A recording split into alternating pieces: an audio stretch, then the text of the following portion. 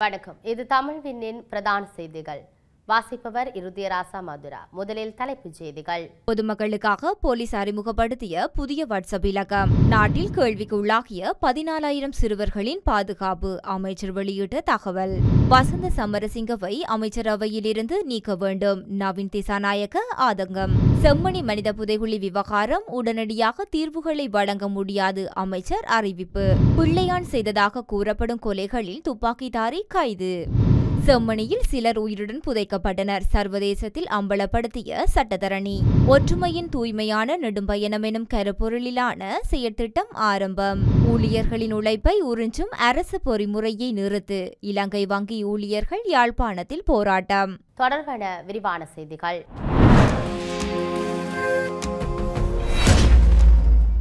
காவல்துறை மாதிபர் அலுவலகத்தை நேரடியாக தொடர்பு கொள்ளும் வகையில் பொதுமக்களுக்காக ஒரு புதிய வாட்ஸ்அப் இலக்கத்தை காவல்துறையினர் அறிமுகப்படுத்தியுள்ளனர். குற்றங்கள் மற்றும் பல்வேறு பிரச்சினைகளுக்குரிய சூழ்நிலைகளின் போது பொதுமக்களுக்கு அறிவிப்பதற்காக போலீஸ் மா அதிபர் பிரியந்த வீரசூரியவினால் குறித்த வாட்ஸ்அப் இலக்கம் அறிமுகப்படுத்தப்பட்டுள்ளது. அதன்படி 07185988888 என்ற புதிய வாட்ஸ்அப் இலக்கம் இன்று முதல் செயற்படுத்தப்படும். இந்த இலக்கம் ஊடாக நேரடியாக போலீஸ் மா அதிபருக்கு குறுஞ்செய்தி அனுப்பவும் வீடியோக்கள் மற்றும் படத்தொகுதிகளை அனுப்புவதற்கு மாத்திரமே பயன்படுத்த முடியும் என்றும் அழைப்புகளை மேற்கொள்ள அனுமதி வழங்கப்படவில்லை என்றும் போலீசார் தெரிவித்திருந்தனர். போலீஸ் அதிகாரிகளுக்கு இந்த இலக்கத்தின் ஊடாக தங்கள் பிரச்சினைகள் மற்றும் தகவல்கள் தொடர்பாக தகவல்களை வழங்க முடியும் என தெரிவிக்கப்பட்டுள்ளது. நாட்டில் 14,000 சிறுவர்கள் பாதுகாப்பற்ற நிலையில் இருப்பதாக பொதுமக்கள் பாதுகாப்பு அமைச்சர் ஆனந்த விஜயபால கூறியுள்ளார். அத்துடன் மட்டக்களப்பு மாவட்டத்தில் மாத்திரம் 700 சிறுவர்கள் பாதுகாப்பற்ற நிலையில் இருப்பதாக அவர் தெரிவித்துள்ளார். அமைச்சர் சுனில் ஹெந்துனத்தி தலைமையில் நேற்று நடைபெற்ற மட்டக்களப்பு மாவட்ட அபிவிருத்தி குழு கூட்டத்தின் பின்னர் ஊடகங்களுக்கு கருத்து தெரிவித்த போதே அவர் இதனை தெரிவித்துள்ளார். பெற்றோர் மரணித்தல், வெளிநாட்டுக்கு செல்லல் அல்லது போதைக்கு அடிமையாதல் உள்ளிட்ட பல்வேறு காரணிகளால் குறித்த சிறுவர்கள் பாதுகாப்பற்ற நிலையில் இருப்பதாக அவர் சுட்டிக்காட்டியுள்ளார். அத்துடன் நாடளாவிய ரீதியில் 14,000 சிறுவர்கள் பாதுகாப்பற்ற நிலையில் இருக்கின்றமை கண்டறியப்பட்டுள்ளதாகவும் அவர்களில் 2,000 பேர் வரையான சிறுவர்கள் மேல் மாகாணத்தில் இருக்கின்றமை கண்டறியப்பட்டுள்ளதாக அவர் சுட்டிக்காட்டியுள்ளார். இந்த நிலையில் குறித்த சிறுவர்களின் பாதுகாப்பு மற்றும் எதிர்காலம் கருதி விசேட வேலை திட்டத்தை முன்னெடுக்க உள்ளதாக பொதுமக்கள் பாதுகாப்பு அமைச்சர் தெரிவித்துள்ளார். அமைச்சரவையின் கூட்டு பொறுப்பை மீறியதுக்காக அமைச்சர் வசந்த சமரசிங்கவை அமைச்சரவையிலிருந்து நீக்க வேண்டும் என ஐக்கிய தேசிய கட்சியின் சிரேஷ்ட உறுப்பினர் நவீன் திசாநாயக்க தெரிவித்துள்ளார். கொழும்பில் அமைந்துள்ள முன்னாள் ஜனாதிபதி ரணில் விக்ரமசிங்கவின் காரியாலயத்தில் நேற்று இடம்பெற்ற செய்தியாளர் சந்திப்பில் கருத்து தெரிவிக்கையிலே அவர் இவ்வாறு தெரிவித்தார். சுப்ரீம் ஜெட் பற்றி பேசுவதன் மூலம் அமைச்சர் வசந்த சமரசிங்க பிரதமர் ஹரணி அமரசூரியவுக்கு சவால் விடுத்துள்ளார். மேலும் வெளியே பேசுவதற்கு பதிலாக அமைச்சர் இந்த விடயத்தை அரசாங்கத்திற்குள் விவாதித்து பிரதமரின் கருத்துக்கள் குறித்து தனது ஆட்சேர்ப்பனை வெளிப்படுத்தி இருக்க வேண்டும். இலங்கையின் அரசியல் வரலாற்றில் ஒரு அமைச்சரவை அமைச்சர் பிரதமருக்கு சவால் விடுவது இதுவே முதல் தடவை. அதே நேரம் சுப்ரீம் ஜெட் செயற்கை செய்மதி தொடர்பில் அரசாங்கத்துக்கு 3 கருத்துக்கள் தெரிவிக்கப்பட்டிருக்கின்றன. இந்த செயற்கை செய்மதிக்கு அரசாங்கத்திலிருந்து 1% செலவிடப்படவில்லை என பிரதமர் பாராளுமன்றத்தில் தெரிவித்திருந்தார். ஆனால் அரசாங்கத்தின் பணம் செலவிடப்பட்டுள்ளதாக அமைச்சர் வசந்த சமரசிங்க தெரிவித்துள்ளார். அதே நேரம் சுப்ரீம் ஜெட் செயற்கை செய்மதி என்ற பெயரில் இலங்கைக்கு ஒதுக்கப்பட்ட தளங்களில் செய்மதி ஒன்றும் இல்லை என அமைச்சரவை பேச்சாளர் நலிந்த ஜெயதிச தெரிவித்திருந்தார். இவ்வாறு அரசாங்கத்துக்குள் இருந்து பரஸ்பர விரோதமான கருத்துக்கள் தெரிவிக்கப்படுவதால் இதன் உண்மைத்தன்மை என்ன என்பதை அரசாங்கம் நாட்டுக்கு வெளிப்படுத்த வேண்டும் என்றார். செம்மணியில் கிடைக்கும் மனித எலும்புக்கூடுகள் எந்த காலத்துக்குரியது என்பதை கண்டறிய வேண்டும். அதன் பின்னர் சட்ட நடவடிக்கை எடுப்பதற்கு நாங்கள் தயாராக இருப்பதாக பொதுமக்கள் பாதுகாப்பு அமைச்சர் ஆனந்த விஜயபால தெரிவித்தார். ஐக்கிய நாடுகளின் மனித உரிமைகள் பேரவையின் உயர்ஸ்தானிகர் வோல்கர் டேக் நேற்று வெளியிட்ட அறிக்கை குறித்து பதிலளித்த போது மக்கள் பாதுகாப்பு அமைச்சர் ஆனந்த விஜயபால இதனை தெரிவித்தார். கடந்த அரசாங்கத்தின் கீழ் சர்வதேச விசாரணைகளுக்காக தேவை ஏற்பட்டிருக்கலாம். ஆனால் தற்போது அரசாங்கத்தின் கீழ் அதற்கான தேவை ஏற்படவில்லை. அத்துடன் தற்போதைய அரசாங்கத்தின் கீழ் எந்தவொரு மனித உரிமை மீறலும் இடம்பெறவில்லை என்று அமைச்சர் ஆனந்த விஜயபால சுட்டிக்காட்டினார். எனவே செப்டம்பர் மாதம் இடம்பெற்ற ஜெனீவா கூட்டத்தொடரில் அரசாங்கத்தின் தெளிவான நிலைப்பாட்டை முன்வைக்க உள்ளதாகவும் யுத்த காலத்தில் ஏதேனும் மனித உரிமை மீறல் ஏற்பட்டிருந்தால் உள்ளக விசாரணையின் மூலம் உரிய நடவடிக்கை எடுப்பதற்கு தற்போதைய அரசாங்கம் உறுதி பூண்டுள்ளதாகவும் அமைச்சர் கூறினார். அத்துடன் செம்மணி விவகாரத்தையும் தற்போதைய அரசாங்கம் மூடி மறைக்கவில்லை. செம்மணி மனித புதைகுழி புலிகளின் கீழ் இராணுவத்தின் கீழும் இருந்துள்ளதாக அவர் சுட்டிக்காட்டினார். ஆகவே செம்மணியில் கிடைக்கும் மனித எலும்புக்கூடுகள் எந்த காலத்திற்கு உரியது என்பதை கண்டறிய வேண்டும். அதன் பின்னர் சட்ட நடவடிக்கை எடுப்பதற்கு தாங்கள் தயாராக இருப்பதாக அவர் கூறியுள்ளார். ஆனால் இவற்றுக்கு உடனடியாக தீர்வுகளை வழங்க முடியாது என்றும் பொதுமக்கள் பாதுகாப்பு அமைச்சர் ஆனந்த் விஜயபால குறிப்பிட்டிருந்தார். பிள்ளையான் எனப்படும் சிவனேசதுரை சந்திரகாந்தன் செய்ததாக கூறப்படும் கொலைகளில் முக்கிய துப்பாக்கிதாரியாக கருதப்படும் சந்தேக நபர் முகமது ஷாஹித் என்பவரை மட்டக்களப்பு காத்தாங்குடியில் அவரது வீட்டில் வைத்து சிஐடியினர் கைது செய்துள்ளனர். கிழக்கு பல்கலைக்கழக முன்னாள் உபவேந்தர் பேராசிரியர் சுப்பிரமணியம் ரவீந்திரநாத் கடத்தப்பட்டு காணாமல் போன சம்பவம் தொடர்பில் சந்தேகத்தின் அடிப்படையில் பிள்ளையானை கொழும்பு குற்ற விசாரணை பிரிவு மட்டக்களப்பில் உள்ள அவரது காரியாலயத்தில் வைத்து கடந்த ஏப்ரல் 7 சிஐடியினர் கைது செய்தனர். அவரிடம் தொடர்ந்து இடம்பெற்று வரும் விசாரணையை அடுத்து காத்தாங்குடியைச் சேர்ந்த கடந்த காலத்தில் தமிழ் மக்கள் விடுதலை புலிகள் கட்சியிலிருந்து பிள்ளையானுடன் இணைந்து செயற்பட்ட 45 வயதுடைய முகமது ஷாஹிதை சிஐடியினர் கைது செய்துள்ளனர். அரியாலை சிந்துபாத்தி மனித புதைகுழியில் சிலர் உயிருடன் புதைக்கப்பட்டிருக்கலாம் என்று நினைக்கின்றோம் என சட்டத்தரணி நிரஞ்சன் தெரிவித்துள்ளார். ஜெர்மனியின் அரச ஊடகமான டாய்ச் விலவுக்கு அளித்த பேட்டியிலே அவர் மேற்கண்டவாறு கூறியுள்ளார். அவர் தொடர்ந்து கருத்து தெரிவிக்கையில் சில உயிருடன் புதைக்கப்பட்டிருக்கலாம் என கருதுகின்றோம். ஏற்கனவே இறந்த நிலையில் அவர்கள் புதைக்கப்பட்டிருந்தால் அவர்களின் உடல் வளையாது, சிலரின் கைகால்கள் முறுக்கப்பட்டிருந்தன என சட்டத்தரணி நிரஞ்சன் தெரிவித்துள்ளார். இப்போதைய அரசாங்கத்தை நம்ப முடியாது என்பதை வரலாறு எங்களுக்கு காட்டுகின்றது. அவர்கள் சர்வதேச கண்காணிப்பு எதிர்பார்க்கின்றார்கள். அரசாங்கத்துக்கு இனப்பிரச்சினை குறித்து புரிதல் இல்லை. அவர்கள் இதை புரிந்தும் கொள்ளவில்லை. ஊழலை ஒழிப்பதால் நாடு அமைதியாக இருக்கும் என அவர்கள் கருதுகின்றார்கள்.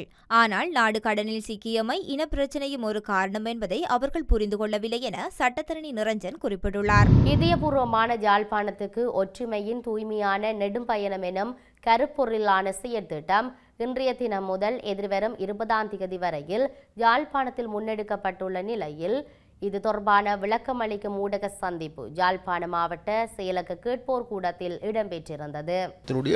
பல்வேறு பிரச்சனைகளில் பிறழ்வு ஏற்பட்டிருக்கின்றது, சீரழிவு ஏற்பட்டிருக்கின்றது. அந்த சீரழிவுகளில் ஒன்றாக விசேடமாக எங்களுக்கு தெரியும் 2019ஆம் ஆண்டு இலங்கையினுடைய சிறுவர் பாதுகாப்பு அதிகார சபை வெளியிடுகின்ற அறிக்கையின் ஊடாக தெரிகின்ற ஒன்று தான், வேறு எதுமல்ல. அந்த வருடம் மாத்திரம் 3667 குழந்தைகள், 10 வயதுக்கு குறைவான குழந்தைகள் பாலியல் துஷ்பிரயோகத்துக்கு உள்ளாக்கப்பட்டிருக்கின்றார்கள் என்று உத்தியோகபூர்வமாக அறிவிக்கின்றோம். அப்போ இந்த நிலைமை என்பது, அதாவது எங்களுடைய நாளை எங்களுடைய பிள்ளைகளுக்கு ஏற்பட்டிருக்கின்ற நிலைமை. அப்போ இந்த நிலைமைகளை நாங்கள் ஒப்பிட்டு மறுபுறம் பார்க்கின்ற பொழுது இது உத்தியோகபூர்வமாக வெளிவந்த நிலைமைகள் மாத்திரமே இவ்வாறான பிரச்சனை. வெளிவராது முடிமறைக்கப்பட்டிருக்கின்ற சம்பவங்கள் என்பது மிக அதிகம் என்று கூறப்படுகின்றது. அப்படியானால் எங்களுடைய குழந்தைகளை எங்களுக்கு பாதுகாத்து கொள்ள முடியாது போயிருக்கிறது ஏன்? அப்போ எங்களுடைய குழந்தைகளை நாங்கள் எல்லோருமே தாங்களுடைய தகப்பனாக, அண்ணனாக அல்லது சகோதரனாக அவர்களை நேசிக்காதது ஏன்? இந்த பிரச்சனை தான் மூல காரணமாக, அதாவது எங்களுடைய குழந்தைகளுடைய எதிர்காலத்தை நல்லதொரு எதிர்காலமாக கட்டியெழுப்ப வேண்டும் என்றால் எங்களுடைய சமூகத்தில் ஏற்பட்டிருக்கின்ற சீரழிவுகளை தடுக்க வேண்டும். அவ்வாறு தடுக்கின்ற போதுதான் விசேடமாக இந்த கிளீன் ஸ்ரீலங்கா என்கின்ற வேலை திட்டம் என்பது நாட்டை கிளீன் பண்ணுவது மாத்திரமல்ல, விசேடமாக எங்களுடைய மனங்களை, மனப்பாங்கினை, எங்களுடைய சிந்தனையை தூய்மையாக்க வேண்டிய தேவை இருக்கின்றது. அப்போ அந்த தேவையின் நிமித்தமாகவே இந்த செயற்பாடு முன்னெடுக்கப்படுகின்றது. அப்போ அந்த செயற்பாட்டுக்கு விசேடமாக எங்களுடைய ஜனாதிபதி அனுரகுமார் சாநாயக் அவர்கள் கடந்த ஜனவரி மாதம் 1ஆம் தேதி இதை அங்குராப்பணம் செய்து வைத்திருக்கின்றார். அப்போ அதனூடாக விசேடமாக இந்த வேலை திட்டத்தினுடைய மூல கருவாக இருந்திருப்பவர் வேறு யாருமல்ல எங்களுடைய ஜனாதிபதியாகும். அப்போ இந்த இவ்வாறான இந்த சமூக சீரழிவுகளிலிருந்து எங்களை மீட்டெடுக்க வேண்டிய தேவை. அப்போ அந்த வகையில் நாங்கள் பார்க்கின்றோம் விசேடமாக அந்த சீரழிவுகள் உள்ளுக்கு எங்களுடைய யாழ்ப்பாணத்து சமூகம் இவ்வாறான பிரச்சனை எதிர்கொண்டிருக்கின்றது.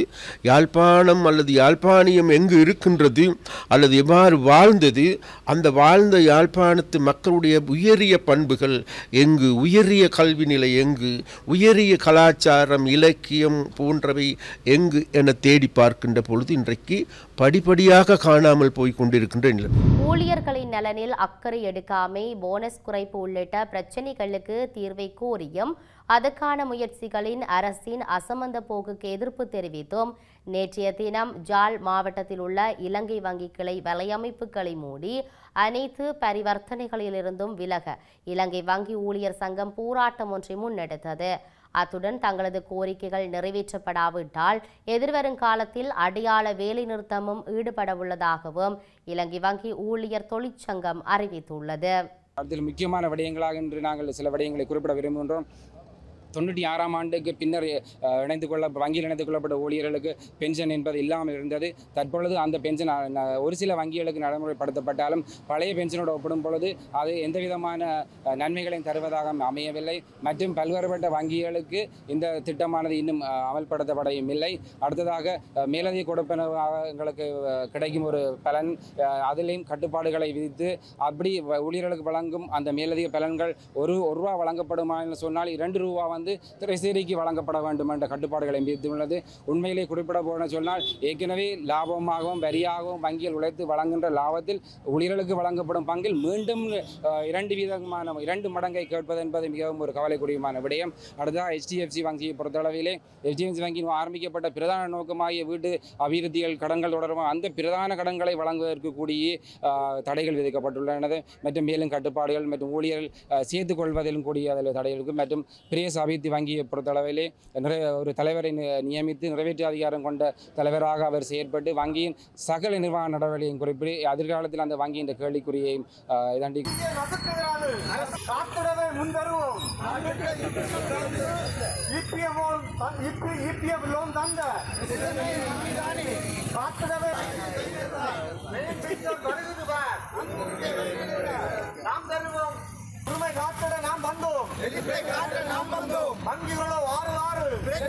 மீண்டும் தலைப்புச் செய்திகள். பொதுமக்களுக்காக போலீஸ் அறிமுகப்படுத்திய புதிய வாட்ஸ்அப் இலக்கம். நாட்டில் கேள்விக்கு உள்ளாகிய 14,000 சிறுவர்களின் பாதுகாப்பு அமைச்சர் வெளியிட்ட தகவல். வசந்த சமரசிங்கவை அமைச்சரவையிலிருந்து நீக்க வேண்டும், நவீன் திசாநாயக்க ஆதங்கம். செம்மணி மனித புதைகுழி விவகாரம் உடனடியாக தீர்வுகளை வழங்க முடியாது, அமைச்சர் அறிவிப்பு. பிள்ளையான் செய்ததாக கூறப்படும் கொலைகளில் துப்பாக்கிதாரி கைது. செம்மணியில் சிலர் உயிருடன் புதைக்கப்பட்டனர், சர்வதேசத்தில் அம்பலப்படுத்திய சட்டத்தரணி. ஒற்றுமையின் தூய்மையான நெடும்பயணம் எனும் கருப்பொருளிலான செயற்திட்டம் ஆரம்பம். ஊழியர்களின் உழைப்பை உறிஞ்சும் அரசு பொறிமுறையை நிறுத்து, இலங்கை வங்கி ஊழியர்கள் யாழ்ப்பாணத்தில் போராட்டம். இத்துடன் தமிழ் விண்ணின் பிரதான செய்திகள் நிறைவு பெற்றன. உடனுக்குடன் செய்திகளை அறிந்து கொள்ள தமிழ் விண் என்ற யூடியூப் பக்கத்தினூடாக இணைந்திருங்கள். வணக்கம்.